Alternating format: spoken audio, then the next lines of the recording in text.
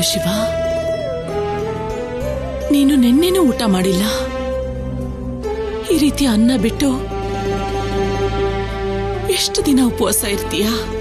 ಎಲ್ಲಿವರೆಗೂ ನೆರೆಮನೆ ಗೆಳತಿ ಹಿಂತಿರುಗಿ ಬರೋದಿಲ್ವೋ ಅಲ್ಲಿವರೆಗೂ.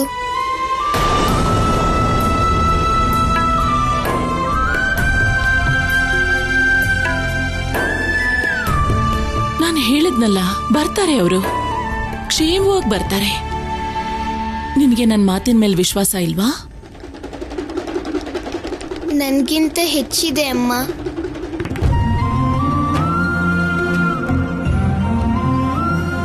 ಮತ್ತೆ ನೀನು ಊಟ ಮಾಡು. ಊಟ ಮಾಡದೇ ಇದ್ರೆ ದುರ್ಬಲ ಆಗ್ತೀಯಾ? ಆಹಾರದಿಂದಾನೇ ನಮಗೆ ಪೋಷಣೆ ಮತ್ತೆ ಶಕ್ತಿ ಸಿಗೋದು. ನನ್ಗೆ ಶಾರೀರಿಕ ಶಕ್ತಿಗಿಂತ ಹೆಚ್ಚು ಆಂತರಿಕ ಶಕ್ತಿ ಅಗತ್ಯ ಜಾಸ್ತಿ ಇದೆ. ನನ್ಗೆ ಎಲ್ಲಿವರೆಗೂ ಗೊತ್ತಾಗೋದಿಲ್ವೋ ನೆರೆಮನೆ ಗೆಳತಿ ಎಲ್ಲಿದ್ದಾರೆ, ಹೇಗಿದ್ದಾರೆ ಅಂತ.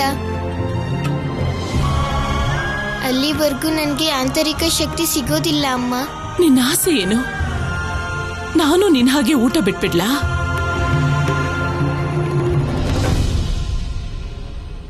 ಬೇಡ ಅಮ್ಮ, ನೀವು ಊಟ ತ್ಯಾಗ ಮಾಡೋ ಹಾಗಿಲ್ಲ. ಹಾಗೆ ಮಾಡಿದ್ರೆ ನನ್ನ ಮೇಲಾಣೆ.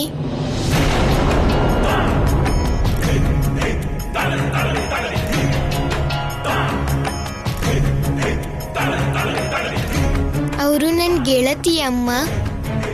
ಆದ್ರಿಂದ ನನಗೆ ನನ್ನ ಧರ್ಮನ ಪಾಲಿಸೋದೀಗ ಬಿಡಿ. ನನ್ನನ್ನ ಕ್ಷಮಿಸ್ಬಿಡಿ ಅಮ್ಮ.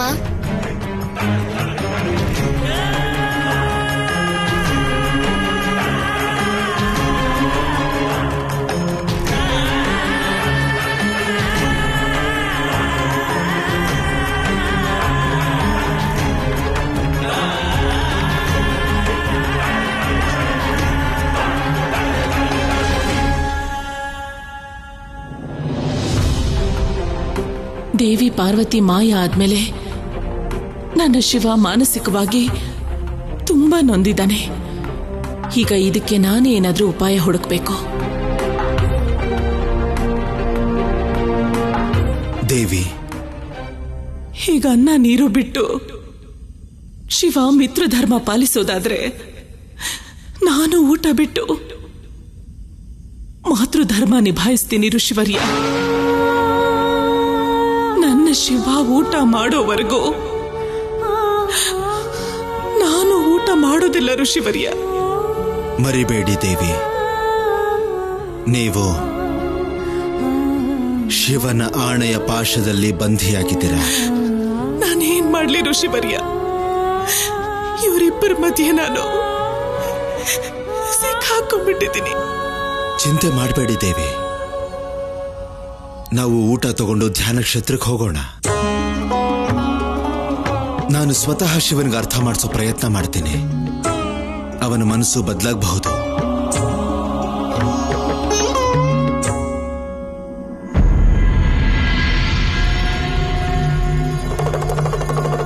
ಇವತ್ತು ನಿಮ್ಮನ್ನ ಹುಡುಕ್ತೀನಿ ಗೆಳತಿ.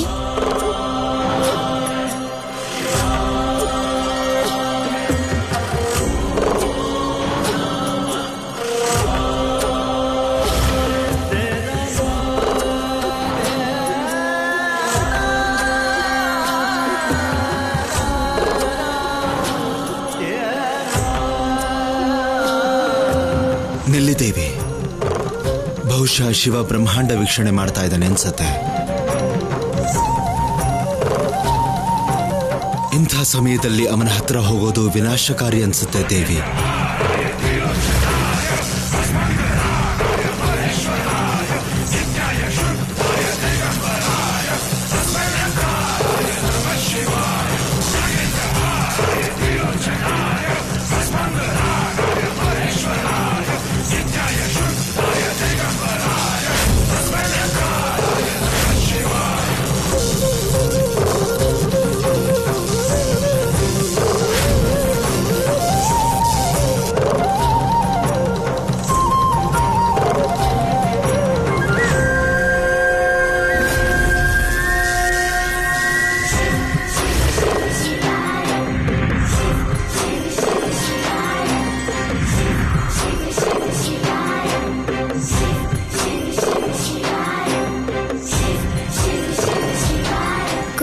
ನಾನು ಗೆದ್ಬಿಟ್ಟೆ.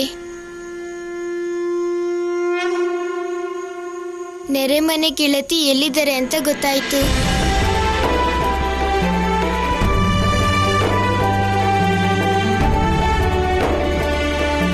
ಪ್ರಭು ಪ್ರಭು ಮಾತೆ ಎಲ್ಲಿದ್ದಾರೆ? ಹಿಮದ ಗುಹೆಯಲ್ಲಿದ್ದಾರೆ ಗೆಳೆಯ. ಆ ಜಾಗದ ಹೆಸರೇನು ಪ್ರಭು?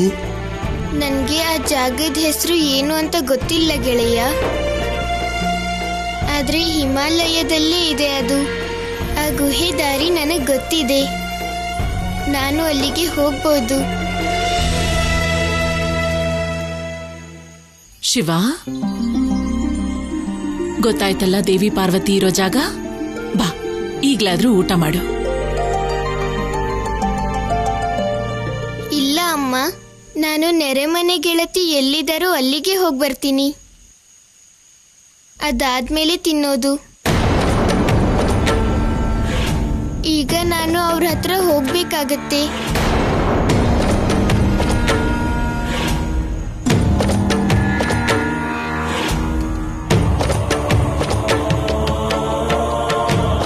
ನಾನು ಹೋಗಿ ಅವ್ರನ್ನ ಕೇಳಬೇಕು ಅಮ್ಮ. ಯಾಕವರು ಏನೂ ಹೇಳ್ದೆ ಹೋದ್ರು? ಹಿಮದ ಗುಹೆಗೆ ಯಾಕೆ ಹೋದ್ರು? ಆದ್ರೆ ಹೋಗೋದಿಕ್ಕೆ ಅಷ್ಟು ಅವಸರ ಯಾಕೆ ಶಿವ? ಗೊತ್ತಾಯ್ತಲ್ಲ ಎಲ್ಲಿದ್ದಾರೆ ಅಂತ. ಕ್ಷೇಮವಾಗಿದ್ದಾರೆ. ನೀನ್ ಚಿಂತೆ ಮಾಡ್ಬೇಡ.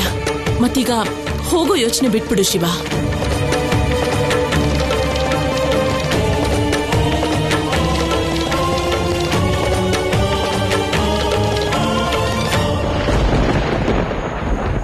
ನನಗೆ ತುಂಬಾ ಬೇಜಾರಾಗ್ತಿದೆ. ನನ್ನ ಜೀವನದಲ್ಲಿ ಇದೇ ಮೊದಲನೇ ಸಲ ಅಮ್ಮನ ಮಾತಿಗೆ ವಿರುದ್ಧವಾಗಿ ನಡ್ಕೋತಾ ಇದ್ದೀನಿ. ಈ ವಿಷಯಕ್ಕೆ ತುಂಬಾ ದುಃಖ ಆಗ್ತಾ ಇದೆ. ಅಮ್ಮ, ನಾನು ಈ ಕೂಡಲೇ ಹೊರಡ್ಬೇಕಾಗತ್ತೆ. ಅಪ್ಪಣೆ ಕೊಡಿ ಅಮ್ಮ.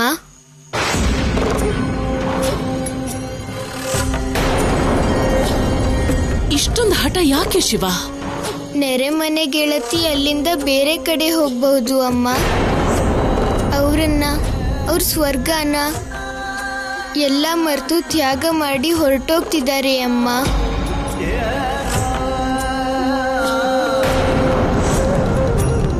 ನಾನು ಆದಷ್ಟು ಬೇಗ ಅವ್ರ ಹತ್ರ ಹೋಗಿ ಅವ್ರನ್ನ ತಡಿಬೇಕು. ಇಲ್ಲ ಅಂದ್ರೆ ಅವ್ರನ್ನ ಹುಡ್ಕೋದು ಕಷ್ಟ ಆಗತ್ತೆ ಅಮ್ಮ. ನಾನು ಅವ್ರ ಹತ್ರ ಹೋಗೋಕೆ ಅಪ್ಪಣೆ ಕೊಡಿ ಅಮ್ಮ.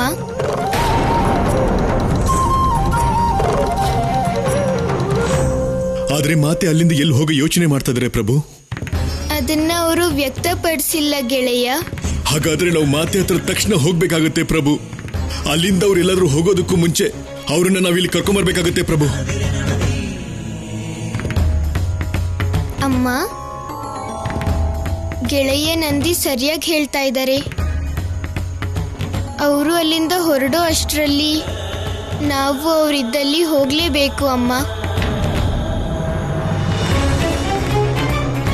ನನಗೆ ಹೋಗೋದಿಕ್ಕೆ ಅನುಮತಿ ಕೊಡಿ ಅಮ್ಮ.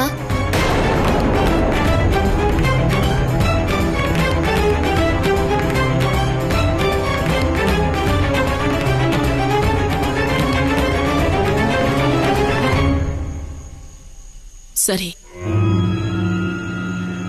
ನಾನು ನಿನಗೆ ಹೋಗೋದಿಕ್ಕೆ ಅನುಮತಿ ಖಂಡಿತ ಕೊಡ್ತೀನಿ ಶಿವ.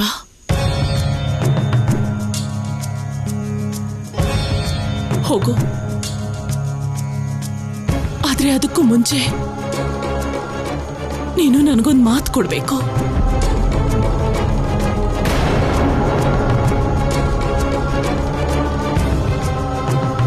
ಅದೇನು ಅಂತ ಹೇಳಿ ಅಮ್ಮ.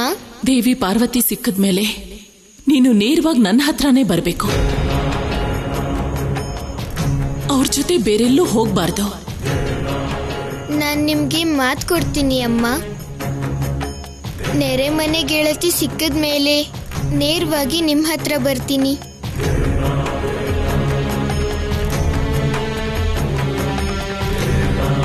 ನಂದಿ, ನೀವು ನನಗೊಂದು ಮಾತನ್ನ ಕೊಡ್ಬೇಕು.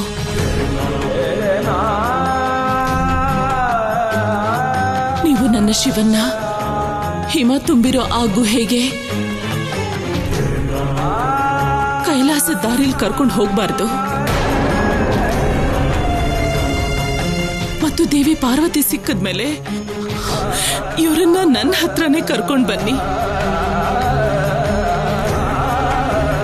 ನಾನು ನಿಮಗೆ ಮಾತು ಕೊಡ್ತಾ ಇದ್ದೀನಿ ದೇವಿ. ನೀವು ಹೇಗೆ ಹೇಳ್ತೀರೋ ನಾನು ಖಂಡಿತ ಹಾಗೆ ಮಾಡ್ತೀನಿ. ಅಮ್ಮ, ಅಪ್ಪ, ಈಗ ಹೋಗೋಕೆ ಅನುಮತಿ ಕೊಡಿ. ಹೋಗ್ಬಾ.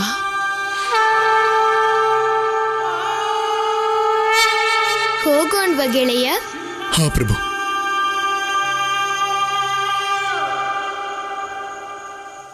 ಮಹಾರಾಜ ತಾರಕಾಸುರನ್ಗೆ ಈ ವಿಷಯ ಹೇಳ್ಬೇಕು. ಬಾಲಶಿವ ಪಾರ್ವತಿನ ಕರ್ಕೊಂಡು ಬರೋದಕ್ಕೆ ಹೊರಟಿದ್ದಾನೆ.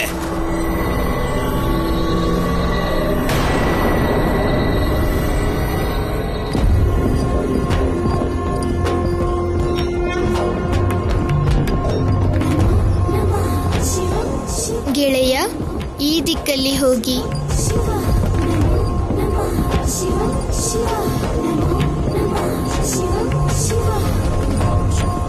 ಈ ದಿಕ್ಕಲ್ಲಿ ಅಮರನಾಥ ಗುಹೆ ಇದೆ. ಪ್ರಭು ಹೇಳೋ ಹಾಗೆ ಮಾತೆ ಅಮರನಾಥ್ ಗುಹೆಯಲ್ಲಿದ್ದಾರೆ. ಆದ್ರೆ ಮಾತೆ ಅಲ್ಲಿರೋದು ನನಗೆ ಗೊತ್ತಾಗ್ತಾ ಇಲ್ಲ. ಅಲ್ಲಿ ನೋಡಿ ಅಸುರ ರಾಜ, ನಂದಿ ಮೇಲೆ ಬರ್ತಾ ಇರುವಂತ ಬಾಲಶಿವನನ್ನ.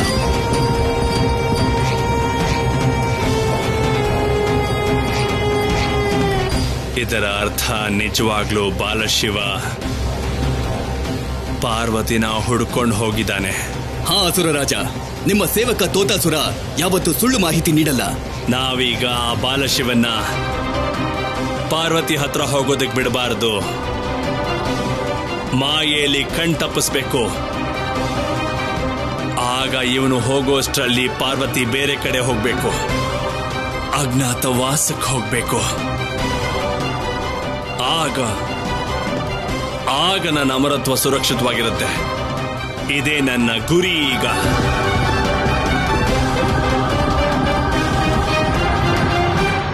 ಅಸುರ ರಾಜ, ಇವನು ನೋಡೋಕೆ ಚಿಕ್ಕಮ್ಮನಷ್ಟೇ, ಆದ್ರೆ ಬಹಳ ಶಕ್ತಿಶಾಲಿ.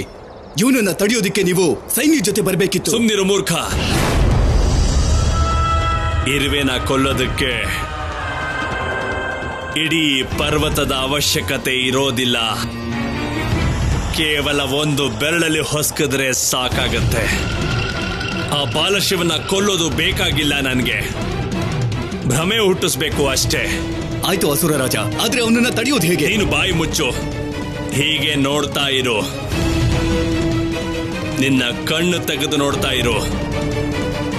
ಈ ನಿನ್ನ ಅಸುರ ರಾಜ ತಾರಕಾಸುರನ ಬುದ್ಧಿ, ಬಲ ಮತ್ತು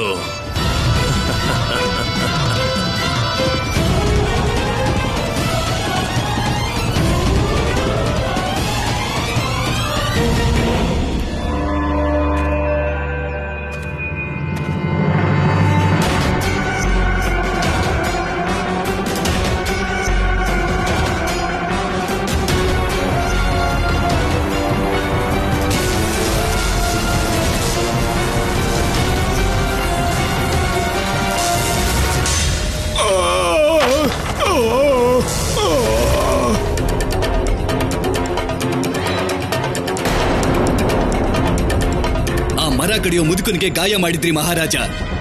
ಅವನಿಗೆ ಗಾಯ ಆದ್ರೆ ಏನ್ ಲಾಭ ಇದೆ? ತೋತಾಸುರ, ನಿನಗೆ ಅಷ್ಟೆಲ್ಲ ಬುದ್ಧಿ ಇದ್ದಿದ್ರೆ ನೀನು ನನ್ನ ಹಾಗೆ ಶಕ್ತಿಶಾಲಿ ಅಸುರನಾಗ್ತಿದ್ದೆ, ನನ್ನ ಸೇವಕ ಅಲ್ಲ.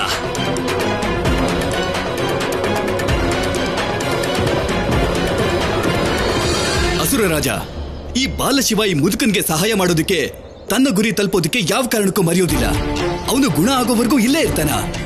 ನೀನ್ ಹೇಳಿದ್ದು ಸತ್ಯ ತೋತಾಸುರ. ಇವನು ನಮ್ಮ ಹಾಗೆ ಅಸುರನಾಗಿದ್ರೆ ಖಂಡಿತ ನಿಲ್ತಿರ್ಲಿಲ್ಲ. ಆದ್ರೆ ಇವನು ಅಸುರನಲ್ಲ, ಸಂಕಟಹರ. ಇವನು ಭೋಲೆನಾಥ, ದೇವಾದಿದೇವ, ಮಹಾದೇವ. ಆದ್ರಿಂದ ಅವನು ಖಂಡಿತ ನಿಲ್ತಾನೆ, ಖಂಡಿತವಾಗಿ.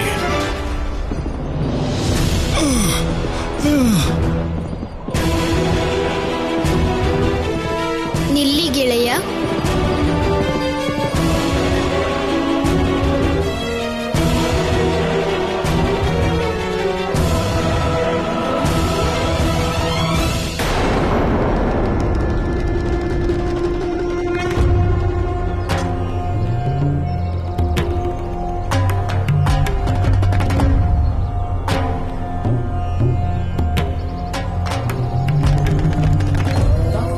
ಎದ್ದೇಳಿ ತಾತ.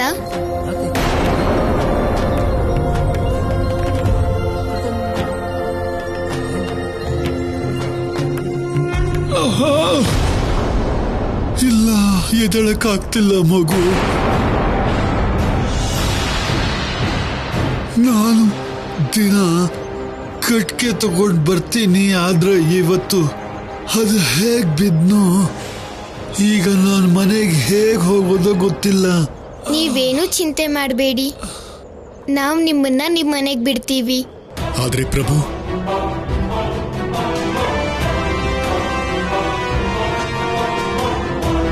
ಆದ್ರೆ ಏನು ಗೆಳೆಯ? ನಾವು ತಲುಪೋದು ಸ್ವಲ್ಪ ತಡ ಆದ್ರೂ ತುಂಬಾ ದೊಡ್ಡ ಅನರ್ಥ ಆಗುತ್ತೆ ಪ್ರಭು. ನನಗೆ ನನ್ನಮ್ಮ ಹೇಳಿದ್ದಾರೆ, ರೋಗಿಗಳ ವೃದ್ಧರ ಸೇವೆ ತುಂಬಾ ದೊಡ್ಡ ಧರ್ಮ ಅಂತ. ನಾವೇನಾದ್ರೂ ಈ ಧರ್ಮದ ಪಾಲನೆ ಮಾಡದೇ ಇದ್ರೆ ಆಗ ಅನರ್ಥ ಆಗುತ್ತೆ. ಅದರಿಂದಾಗಿ ನಾನು ಈ ಧರ್ಮದ ಪಾಲನೆ ಮಾಡ್ತೀನಿ, ಮಾಡಲೇಬೇಕು.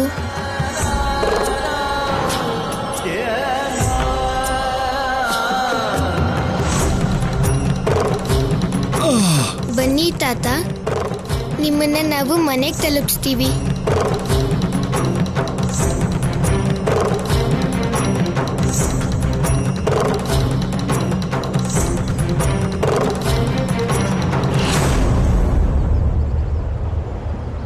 ನಿಮ್ಮ ದೂರಾಲೋಚನೆಗೆ ನಾನು ಕೈ ಮುಗಿತೀನಿ ಅಸುರ ರಾಜ. ನಿಮ್ಮಷ್ಟು ಬುದ್ಧಿಶಾಲಿ ಜಗತ್ತಲ್ಲೇ ಯಾರೂ ಇಲ್ಲ. ನನ್ನ ಉದ್ದೇಶ ಪೂರ್ತಿ ಆಯ್ತು ತೋತಾಸುರ. ಇಲ್ಲಿ ತಡ ಆದ್ರೆ ಅಲ್ಲಿಂದ ಪಾರ್ವತಿ ಮಾಯ ಆಗ್ತಾಳೆ. ಅವಳಲ್ಲಿ ಮಾಯ ಆಗ್ತಿದ್ದ ಹಾಗೆ ಈ ಬಾಲಶಿವ ಮಹಾದೇವ ಆಗೋ ಎಲ್ಲ ಸಾಧ್ಯತೆನೂ ಬೂದಿಯಲ್ಲಿ ಸಮಾಪ್ತಿ ಆಗ್ಬಿಡುತ್ತೆ. ಅದಾದ ನಂತರ ನನ್ನ ಪ್ರಾಣಕ್ಕೆ ಬರೋ ಸಂಕಟ ಮುಗಿದ ಹಾಗೇನೆ ಈಗ ಶುರುವಾಗುತ್ತೆ. ಇಂದ್ರನಿಗೆ ಸಂಕಷ್ಟ.